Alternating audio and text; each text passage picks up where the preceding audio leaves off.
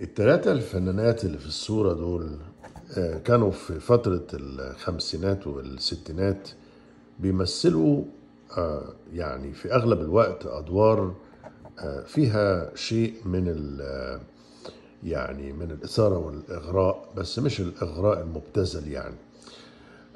أنا عايز حضراتكم يعني تفكروا في ترتيبهم واحد اتنين تلاتة، يعني كأحسن أداء أو أحسن آه، واحدة فيهم بتؤدي دورها أو بشكلها، بموهبتها، بطريقة كلامها، بصوتها.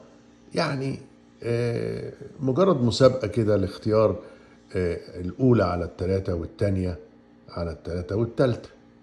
أنا في رأيي يعني ولا بلاش، أنا عايز أسمع منكم أنتوا رأيكم.